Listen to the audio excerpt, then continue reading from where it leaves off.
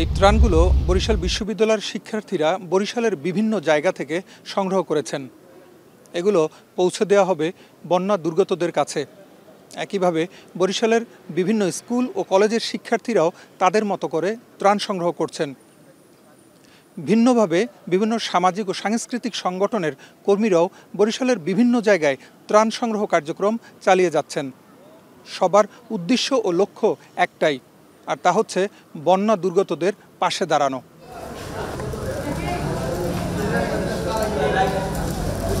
কেউ সংগ্রহ করা কাপড় গুছিয়ে রাখছেন, কেউ বোতলজাত পানি, চিড়া, চালমুড়ি কিংবা ওষুধ প্যাকেট করছেন। এই দৃশ্য বরিশাল বিশ্ববিদ্যালয়ের। গত কয়েকদিন একই অবস্থা বরিশাল সার্কিট হাউস এবং বিএম কলেজেও। সার্কিট হাউসে যারা কাজগুলো করছেন তারা বরিশালের বিভিন্ন শিক্ষা প্রতিষ্ঠানের শিক্ষার্থী। সবাই ঝাঁপিয়ে পড়েছেন বন্যার্তদের সহায়তায়। মানুষের আন্তরিকতা আসলে নিজেরাই হতবিহ্বল। মানুষ এত পরিমাণ আন্তরিক, তাদের স্বতঃস্ফূর্ত অংশগ্রহণে আমরা যেখানে যাচ্ছি কেউ আমাদের ফেরাচ্ছে না, প্রত্যেকেই নিজ নিজ জায়গা থেকে উঠে দাঁড়াচ্ছে এবং আমাদের সাহায্যের হাত বাড়িয়ে দিচ্ছে। জেলা প্রশাসকের কাছ থেকে পারমিশন নিয়ে বরিশাল সার্কিট হাউসে একটা জায়গা নিয়েছি যেখানে বসে আমাদের প্যাকিং কার্যক্রম চলতেছে। আমরা এখন এই খাবারগুলো আসলে ট্রাকে লোড করে নিয়ে ওইখানে আনলোড করব। ওইখানে আমাদের সেনাবাহিনীর অফিসার আছে, ওনাদের সাথে আমাদেরকে কথাবার্তা বলা আছে। এখন যদি দুর্গম এরিয়াতে যদি আমাদের বোট নিয়ে যাওয়ার প্রয়োজন বোধ হয় তাহলে আমরা সেটা চেষ্টা করব দিয়ে আসার জন্য। আর যদি পারি যে আমরা নিজেরা হয়তো বা পানি যদি কম থাকে তাহলে হেঁটে গিয়ে দেওয়ার ব্যবস্থা করব। বসে নেই সামাজিক ও সাংস্কৃতিক সংগঠনগুলো। নগরীর গুরুত্বপূর্ণ স্থানগুলোতে বৃষ্টিতে ভিজে ত্রাণ সংগ্রহ করছেন তারা। সাংস্কৃতিক সংগঠন সমন্বয় পরিষদ গান গেয়ে মানুষকে উদ্বুদ্ধ করার চেষ্টা করছে, আর কিছু সংগঠন হেঁটে হেঁটে মানুষের কাছে গিয়ে ত্রাণ সংগ্রহ করছে। নগরবাসী তাদের আহ্বানে সাড়া দিচ্ছেন নিজেদের সামর্থ্য অনুযায়ী। আমরা সমন্বয় পরিষদ বাংলাদেশের যে কোনো প্রাকৃতিক দুর্যোগ, মানবিক দুর্যোগে আমরা সবসময় মানুষের পাশে ছিলাম, এবারও এই বানবাসীদের জন্য মানুষের পাশে আছি এবং থাকব। আমরা আমাদের সমস্ত ফান্ডগুলো কালেকশন করে হয়তো কোনো ট্রাস্টের মাধ্যমে বা প্রধান উপদেষ্টার কার্যালয়ের যে হিসাব প্ল্যান বন্যার যে হিসাব নম্বরটি সেখানে জমা দেব, অথবা অন্য কোনো আমরা আলোচনার মাধ্যমে এটা নির্ধারণ করব যে আমরা কত দ্রুত সময়ে পৌঁছতে পারি। এটা আমরা গত পরশু থেকে আমরা কালেকশন শুরু করেছি। আমাদের গতকালকে আমরা স্কুলে গিয়েছিলাম।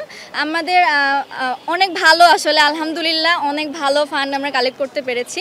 মাকে বলেছিলাম যে আমি বন্যার্তদের সাহায্য করব এবং মা আমাকে কয়েকটি কাপড় চোপড় দিয়েছেন, তো আমি সেগুলো দিতে এখানে এসেছি। মা বোনের কান্না, তাদের আহাজারি দেখে নিজেরা আর ঘরে টিকতে না পেরে বের হয়ে আসছি বন্যার্তদের পাশে থাকার জন্য।